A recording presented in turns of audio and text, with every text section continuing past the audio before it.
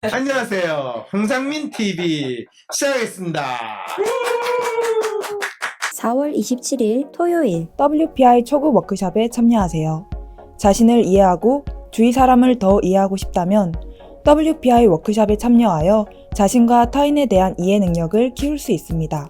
4월 27일 토요일 WPI 초급 워크숍에 참여하세요. 문의는 02-6207-7430 또는 위섬센터 네이버로 연락주세요. 위즈덤 센터가 삶을 고민하는 많은 분들에게 사회적 기업 활동으로 무료 상담을 받을 수 있는 프로그램을 만들었습니다. 상담 비용이 부담스러우신 분, 자신의 고민이나 아픔의 정체가 무엇인지 알지 못해 상담을 주저하셨던 분을 위해 상담 기회를 제공합니다. 상담을 통해 자신의 마음을 확인하고 자신의 문제에 대한 통찰을 경험할 수 있을 것입니다. 자, 무슨 사연 가지고 또 나오셨나요? 생명의 존엄성, 낙태 권리에 대한 헌법재판소 결정에 대해서 이슈가 있습니다. 오, 그런데요. 지금까지는 임신 초기의 낙태까지 전면 금지하면서 위반했을 때 처벌하도록 법이 규정하고 있었습니다. 그렇죠. 여기에 대해서 헌법재판소가 임산부의 자기결정권을 과도하게 침해했기 때문에 위헌이라고 하면서 헌법 불합치 결정을 내렸습니다. 야, 그게 뭐 거의 60년 만에 이루어진 변화라는 거죠? 네. 그러면 70년 전에는 이 임신 보통 중절이라고 하는 이게 법이 관여하는 영역이 아니었나요? 아니었지 않을까요? 없었을 것 같은데. 그렇죠. 이것부터 그때는 그러면 임산부의 자기 결정권이나 생명의 존엄 이런 것들은 전혀 사람들 관심사에 없었다는 이야기네요. 아이를 낳고 싶어도 죽게 되거나 그걸 치료를 못하는 그런 이슈가 오히려 더 있었을 것 같고요. 그렇죠. 먹고 살기 바쁘니까 뭐 그런 거 생각할 여유가 없었을까요? 모르죠. 70년 전이면 거의 6.25 사변 나오고 그때인데 어느 때부터 임신 중절을 못하게 했다라는 법이 제정이 됐다는 이야기네요. 아마도 산하 제한, 이 아들 선호 사상 이런 거에 대해서 어떤 문제가 있었지 않을까요? 아, 그럴 수도 있고요. 그리고 이렇게 여행을 보내주고 임신 중절 임신을 못하게 안 하도록 하는 수술을 강요했던 시기가 있었지 않습니까? 유신 시절에. 그거는 반대 아니에요? 임신 중절을 허용하다시피 하면서 산하 제한을 한 거 아니에요? 맞습니다. 네, 지금 이 변호사가 지금 앞뒤가 안 맞는 이야기를 아주 자연스럽게 하고 있어. 아니 페인트에 좀 취하시고 그러게. 시간이 지금 그렇군요. 지금. 근데 지금 중요한 거는 이 그때 헌법재판소에서 일어난 일인가요? 네. 그런데 이전에는 사실은 더 재밌는 게 30년 전, 40년 전에는 임신 중절이라는 거는 산부인과 병원에서 거의 일상으로 엄청나게 많이 일어나는 일이었거든요. 거의 주업 아니었나요? 주업? 그렇죠. 산부인과 의사들이 돈 버는 가장 중요한 행위였거든요. 근데 언제부턴가 임신 중절을 할 때는 조금 다시 한번 살펴보고 이 의사가 해줄까 안 해줄까를 물어보는 게 그게 60년 전이 아니라 비교적 최근이었던 것 같은데. 그게 혹시 인구 감소랑 연관돼 있나요? 인구 감소랑 연관이 되는지 그 부분은 모르겠고요. 제가 그렇게 오래 안 됐어요. 10년 안에 어떤 부분이 있냐면 임신 중절을 암묵적으로 많이 하고 있지만 그걸 하다가 조금이라도 걸리면 산부인과 의사를 처벌하겠다라는 것을 정부가 주장을 하고 그걸 강조해가지고 산부인과 의사들이 막 항의했던 게 10년 안에 있었던 일인 것 같아요. 일벌백계다에 대해서 몇 번 분을 처벌을 하니까 다 우리 그럼 아무 수술도 못하겠다. 그러면 너희가 책임져라. 이런 시위가 있었던 걸 기억하거든요. 그렇죠. 그게 언제쯤인지 혹시 아세요? 모르시죠? 미리 예습이나 우리 준비 같은 거 없는 방송이니까. 그런데 대략적으로 제가 세상의 흐름을 봤을 때 10년 전에 10년 안에 그런 일이 있었어요. 그래가지고 갑자기 이제 그거는 마치 정부가 생명을 존중하는 것 같고, 또 그때 아마 진짜 이 저출산 이슈까지 부각돼 가지고 지금 인구 이 출산이 줄어드는데 거기에 임신 중절까지 느슨하게 정부가 관리하면 더 이 출산에 문제가 있는 게 아니냐, 저출산 이 문제 해결할 하나의 방안으로 정부가 임신 중절을 좀 단속하고 또 그거에 대해서 금지하는 걸 강하게 처벌해라 라는 하나의 대안도 놓은 것도 사실이거든요. 왜냐면 1년에 낙태죄 하고 그 인구 출산율 저하하고 상관이 있어요? 그럼요. 1년에 대한민국에서 임신 중절, 낙태로 해가 사라지는 생명이 몇 명쯤 될까요? 10,000명은 되지 않을까요? 무슨 말씀이에요. 산부인과 협회인가에서 맞습니다. 보건복지부에서 발표하기로 한 30만 건 정도라고 이야기를 하거든요.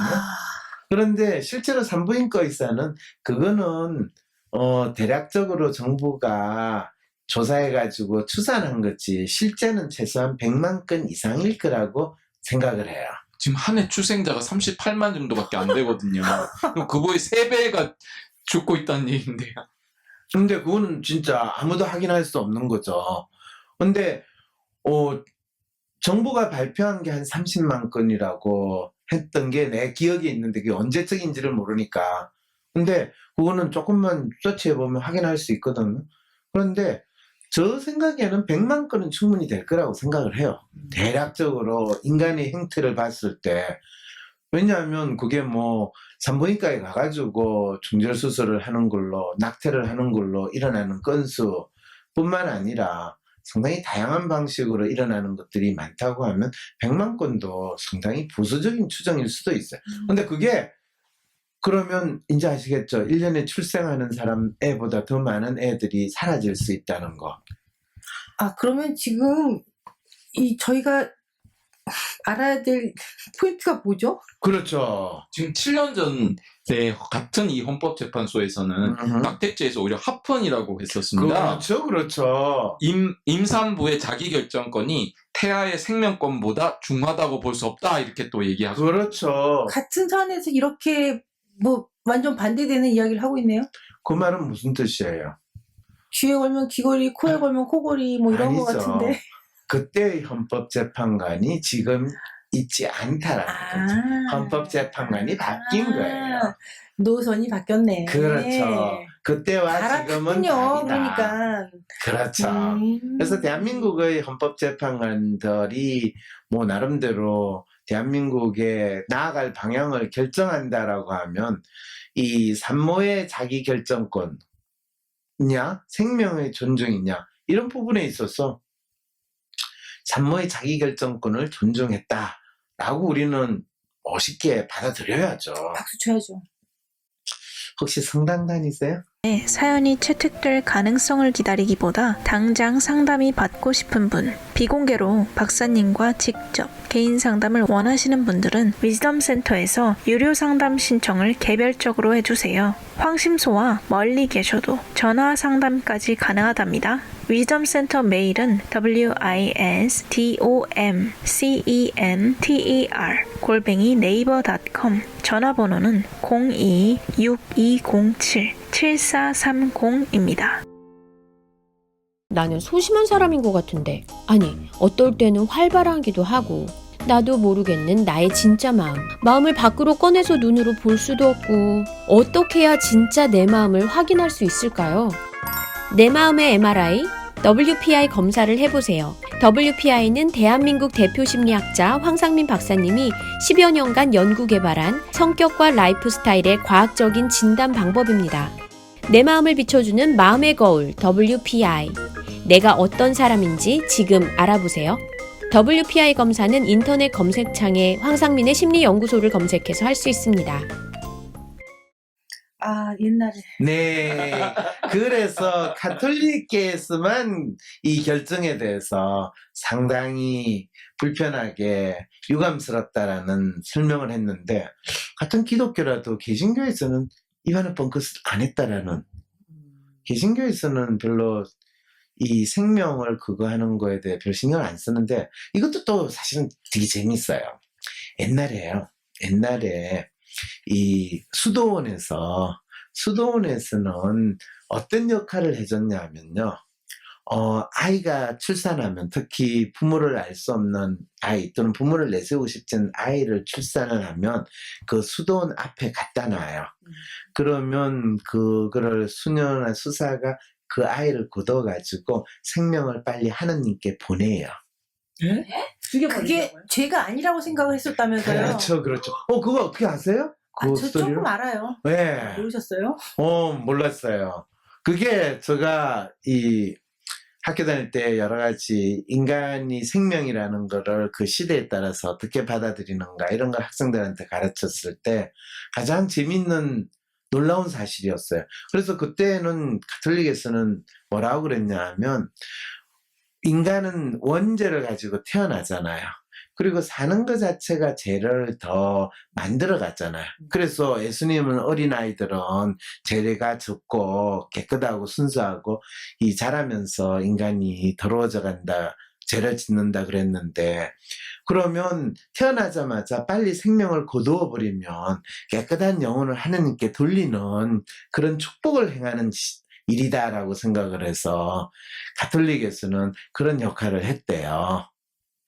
이 헌법재판소 판결은 이 태아가 그냥 아예 생명도 하나도 없고 그냥 여성의 신체 일부니까 이 문제 없다 이런 주장을 또 담기도 하거든요. 태아를 생명으로 인정하지 않는다는 거네요. 그래서 여성의 신체 자기 결정권이라는 표현을 쓰거든요. 자기 신체 일부니까 자기 마음대로 할 수 있지 않냐 이런 주장이거든요. 그렇군요. 그런데 또 그걸 또 이렇게 몇 주까지 또 정해놨잖아요. 몇 주까지는 생명이 아니고 몇 주, 22주인가? 지나면 22주로 기준을 잡았죠. 예. 맞아요.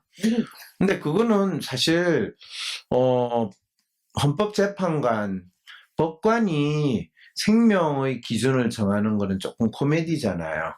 생명체라는 거는 특히 우리가 정자와 난자가 결합하는 그 순간부터 잉태라는 표현을 쓰고 생명이 있다라고 생각하는 거는 과학적으로나 종교적으로 생각하는 건데 22주까지는 아직 덜 된 인간이니까 너는 생명이 안 됐고 22주 지나서 3주째 가면 너는 인간이 됐다라는 거는 사실 상당히 이 법에 의한 편리, 마치 18살 전이면 너는 성인이 아니니까 이거 하면 안 되고 18살 넘으면 이제 성인이 됐으니까 이거 해도 좋다 라고 이야기하는 상당히 편리한 발상을 지금 똑같이 하고 있네요. 그렇죠.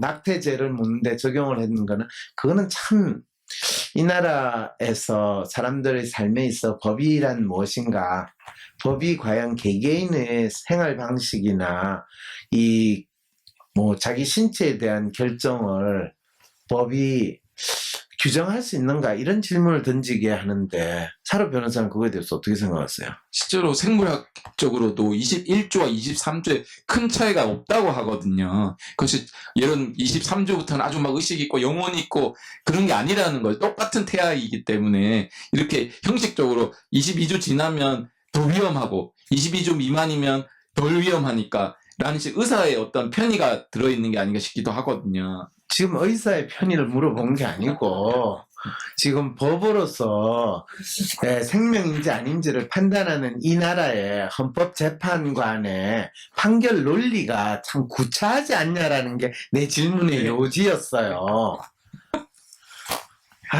진짜 법하는 사람들하고 진짜 이야기 안 통하네. 아니, 그런데 카톨릭에서도 사실 그렇게 보면 옛날에 그러니까 한마디로 노선이 바뀌었네요. 그러면 무슨 노선을 계속 아까부터 노선이에요. 아니 지금 옛날에는 신림동 가는 노선을 이야기하는 거예요. 지금 안암동 가는 노선을 이야기하는 거예요. 옛날에는 신촌 가는 노선을 이야기하는 거예요. 태어나지 않았으면 좋았을 그러니까 태아가 아니라 유아가 태어나면 이렇게 수도원에서 이렇게 하늘나라로 보내는 거를 잘 하다가 지금 생각을 안 하고 어느 순간에 그거를 죄라고 그렇게 여기죠. 카톨릭에서는. 그래서 실제로 국교가 카톨릭인 나라는 낙태 때 당연하고, 낙태죄 말고 뭐죠? 임신 중절법. 그것도 걸려요. 불법이에요. 그것도 낙태예요. 그러니 얼마나 그게 말도 안 되지. 자, 그건 그렇고 예, 어쨌든. 지금 핵심이 뭔가요? 이 지금 그러니까요. 이슈를 핵심이 뭔가요? 제기한 핵심이 뭔가요? 이 태아가 과연 생명이 없고 그것을 법으로 이렇게 뭐 22주 이렇게 임의로 나누는 것이 과연 맞을까요? 아, 그건 맞다 안 맞다는 그거는 헌법재판소에서 그렇게 정했으니까 뭐 지 마음대로 정하는 거 법관의 양심에 따라서 판결했다고 생각하고 넘어갑시다. 근데 지금 뭐가 문제예요, 그러면? 그 법관의 양심은 그 당시에 그 권력을 가진 사람들의 어떤 노선에 따라서 변하는 것 아닌가요? 그렇죠. 그러니까 그때는 되게 저출산 문제가 심각했으니까 정부에서도 그렇죠. 일단 많이 낳도록 억지로 그렇게 법을 근데 만들어서 재밌는 거는 7년 전보다 지금이 저출산 문제가 더 심각하거든요. 그럼에도 불구하고 낙태에 대해서 허용적인 입장으로 견지한 거는 무엇을 알려주고 있냐는 거야. 여성의 존재감을 더 여성의 존재감을 더 해줬다라기보다는 개인의 의사결정권에 대해서 좀 더 수용을 하자라는 입장으로 바뀌었다는 세련된 말이 거예요. 저는 안 나오죠. 뭐 그 세련된 말이라는 게 뭐야? 개인의 의사결정권. 아니 자기 몸은 지가 관리해야지 국가가 대신 관리해 주거나 이래라 저래라 할 수가 없다라는 부분에 대해서 조금 더 인정을 했다라고. 태아의 생명의 권리는 누가? 그건 엄마가 알아서 해라 이거죠. 어머니 양심에 맡기는. 그렇죠, 그렇죠. 그런데 그거를 여성의 신체 의사결정권이라고 하고 태아가 여성의 부속품이라고 생각했던 거는 상당히 이 의사결정을 하시는 분도 본인 스스로도 뭔 소리 하는지 헷갈린 상태에서 결정을 했다 이런 거죠. 자, 그러면 이거는 결국 우리나라 헌법재판소에서도 실제로 어떤 측면에서는 개인의 의사결정권, 특히 여성이 자기의 신체와 관련해서 일어나는 변화에 대한 의사결정권을 존중을 하기는 했으나 그걸 100% 인정해주지 못하고 어정쩡한 상황에서 22주 정도를 했으니까 그거는 마치 이 성인이라고 인정하는 거는 20세로 하고 투표권은 19세로 하고 18세는 뭐 이 국민으로서의 의무를 해야 되는 기간으로 잡고 이런 중구난방하는 그 심리 상태에서 우리 헌법재판관도 벗어나지 못한 상태에 있다는 것을 잘 보여준 사례다. 이렇게 여러분들이 이해를 하시면 되는 거죠. 중구난방이요. 네, 중구난방이에요. 정확하게 헌법재판소가 이 태아의 생명권 표현을 쓰지만 실제로는 민법에서는 손해배상 등에 있어서는 태아의 생명권을 아예 인정하지 않고 있었기 때문에 네. 정말로 중구난방이었던 것 같습니다. 요 이제 인정을 하네요. 역시 마무리 정리 잘하셨어요. 자, 수고하셨습니다. 네. 황심소는 나 혼자 고민하는 해결할 수 없을 것 같은 문제를 공개 상담함으로써 나와 비슷한 고민을 하는 사람들의 고민을 동시에 해결해드립니다. 검사 결과를 같이 보내주실 경우 더욱 상세한 상담이 가능합니다.